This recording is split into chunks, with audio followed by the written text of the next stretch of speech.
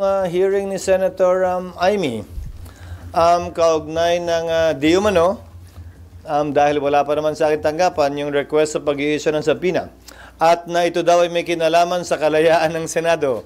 Nais kong sabihin, ang pagiging malaya ng Senado ay hindi pinapatunayan sa kada isang insidente kaugnay ng kagustuhan ng isang miyembro. Ito'y mababakas, makikita at mapapatunayan sa direksyong tinatahak ng aming institusyon. Nasabi ko na kanina, at alam na rin niya yun, na dahil sa pag-invoke ng executive privilege na sang-ayon sa mga naging desisyon ng Korte Suprema, ay minabuti ko na ito'y i-refer sa legal ng Senado para sa gayon ay matiyak na ang aming gagawing hakbang ay hindi makakadagdag ng gulo at hindi maglilikha ng constitutional crisis. Dahil sa dulo, anumang compulsory process na i-issue ng Senado na hindi kayang ipatupad ng Office of the Sergeant at Arms, siyempre hihiling ng tulong yan sa tanggapan ng Philippine National Police. Paano mo ipapatupad yon kung hindi sumasang-ayon ng executive doon? Yan ang simulain at bahagi ng tinatawag nating constitutional crisis na hindi ko papayagang mangyari o makadagdag pa sa kasalukuyang mga problemang kinakaharap ng ating bansa. Tinanong niyo ako kanina, sang-ayon ba sa pagkakaroon ng pagkakaunawaan o mas pagkakahiwa-hiwalay natin ang pagdinig na ito? Tingin ko yung pagdinig hindi. Pero kung gagawin namin itong hakbang na ito nang hindi pinag-aaralan ng lubusan, marahil ay hindi ito makakatulong sa pagkakaisa natin at dadagdag sa posibilidad na magkawatak-watak tayo lalo. Iintayin ko muna yung legal, pero ayokong inaakusahan ng Senado na hindi nagiging patas, depende kung pipirma o hindi. Hindi nakabase yun doon. Gagawin ko pa rin palagi kung anong tama at naayon sa batas at hindi kung ano ang pangangailangan o kagustuhan ng isa o ilang miyembro. So wala pa rin, sir, recommendation yung legal? Wala pa, nag-lunch ako tapos dumiretso na ako dito, hindi ko pa nakikita. So kung sakali mag-request si Senator Amy para doon sa panibago na subpoena, hindi niyo yun a-actionan hanggat walang hanggang recommendation? Wala pang rekomendasyon yung legal dahil nasa parehong sitwasyon yun. So hindi na ba maiwasan na madala pa ito sa Korte Suprema, sir? Pag-uusapan din. Ulitin ko, lahat ng mga naging question kaugnay sa executive privilege ay nagdulot lamang ng mas malawak na kapangyarihan at amplification sa parte ng executive laban sa kapangyarihan ng Kongreso. So isang konsiderasyon yun na dapat naming tingnan at suriin. Siyempre palagi may pag-asang mababaligtad yun, pero may pagkakataon at tsansa rin na lalong mapaigting yun. So, isa sa mga konsiderasyon yun na aming titimbangin. So, sir, ano yung situation ngayon? Parang may, ano ba ito? Confrontation between the executive and the Senate? Wala. Kaya ngayon ang iniiwasan ko eh. Kasi klaro naman yung batas kaugnay ng executive privilege.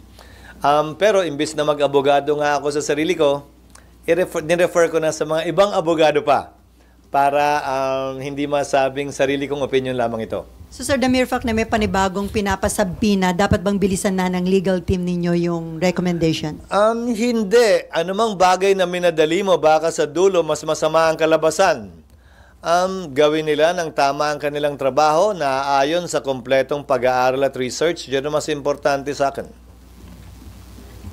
Sabi kanina, sir, ni Senator Ronald Bato de la Rosa, hindi pagrespeto doon sa doktrina ng checks and balance, yung hindi pagrespeto doon ng mga taga-executives doon sa... Yan ang eksaktong sinabi namin sa kaso ni Ermita at sa kaso ni Neri. Ang kinatigan ng Korte Suprema ay ang executive branch. At binigyang pagpapahalaga, timbang yung executive privilege na kapangyarihan daw ng executive branch. Hindi naman porkit hindi tayo sang-ayon ay ibig sabihin mali na yon, lalo na kung may desisyon at batas na nagsasabing yon ang tama sa ngayon at sa kasalukuyan. Sir, for the record po, yung request for subpoena ay nasa inyo na? Wala pa. Pero may idea na po kayo kung Kasi ilan napanood ko kanina sa hearing, ganun kakapal eh. At nasa sa akin na raw. Wag naman ganun. Akala ko nga papadala na agad eh. Wala pa naman. Hindi pa yata niya nasa-signan din eh. Sir, sorry, isang question ako. Nasa building na ba tayo ngayon o wala pa? Pwede naman, sir. Sige po, yun po muna. Wag na. Yes, ma'am. Sir, sabi lang po kasi ni Rep. Robes, gusto niyang sumulat sa Robes. sa presidente na i-certify as urgent daw po yung anti-road rage bill given yung mga recent incidents. And susulat din daw po siya dito kung merong counterpart. Meron po bang counterpart bill dito? And would you support certifying it as urgent? Hindi ko alam kung may counterpart dito at hindi ko alam kung anong laman ng anti-road rage bill. At kung anong pinagkaiba nito sa murder in relation to the penalties that may be imposed. Dahil yung huling road rage incident sa Antipolo, sinampahan na ng kasong murder yung bumarel. So anong pinagkaiba ng road rage bill na ito? Paano niya mapapadali? Paano niya mapapabilis? O paano niya maliliwanag pa yung krimen kung sakasakali? Sir, last na lang po, Sir, New Yes, Senate Building. Pinirmahan ko na yung DAED, Detailed Architecture and Engineering Design, nung isang araw. Ito ang kauna-unahang pagkakataon, wag niyo akong tanungin kung bakit, na nagkaroon ng DAED ang building na ito, na dapat sana ay meron na bago pa man simulan ang building, construction ng anumang building. But finally, meron na para tong roadmap, ika nga, hindi lamang plano, pero detailed nga, yung unang D, detalyadong plano na ito ng building. At ngayon na namin, sa pamamagitan ng pagbibid ng mga amounts na kailangan gawin, trabahong kailangan gampanan, kung ano magiging suma total nito sa mga susunod na linggo. Dahil nga, meron ng kompletong plano hanggang sa matapos yung building na pinirmahan ko, pinirmahan ng DPWH, pinirmahan ng contractor doon sa mga may pending pang trabaho at pinirmahan ng mga consultant at eksperto na kinuha ng Senado. So next week, hopefully, kung gusto niyo sumama, magsa-ceremonial signing din kami noon kasama ng mga stakeholders upang sa gayon ay maisa formal ito. At para makita nyo na rin siguro kung nasa ang stage na nga ba ito para maniwala kayo pag sinabi kong hindi pa kaya sa kasalukuyang taon. Sir, na-mention nyo kanina na doesn't mean na kung hindi nasunod yung kagustuhan ng isang member, parang hindi na yung kalayaan ng Senate.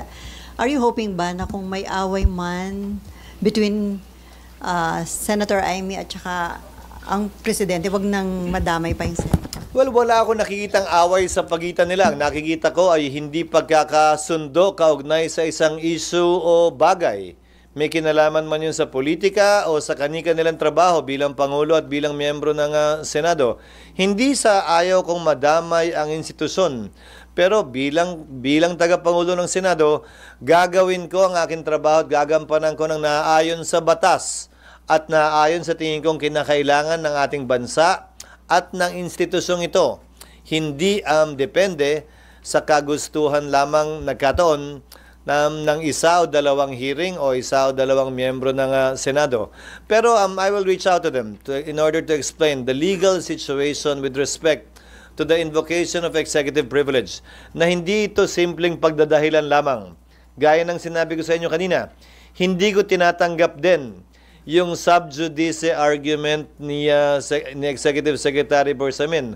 Maliwanag ang mga desisyon ng Korte Suprema niyan. Hindi pwedeng pigilan ang pagdinig ng Senado o ng Kongreso for that matter dahil may pending case. Subalit, yung invocation ng executive privilege, yan ay naaayon sa batas. Magre-reach out, it means kakausapin mo sila, sir, sina Senator Amy. Kakausapin ko sila matapos ito siguro, matapos kong matanggap yung kanilang request. Hindi para pigilan o sabihan sila kaugnay sa dapat o hindi nila dapat gawin. Pero para marahil ipaliwanag yung sitwasyon at direksyong tinatahak ko bilang tagapangulo ng Senado at mga rason kung bakit ko gagawin o di gagawin ang isang partikular na bagay. I think I owe that much to them. Sir, another question po.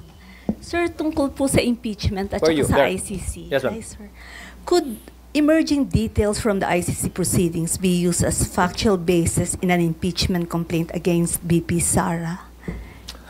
I don't think so.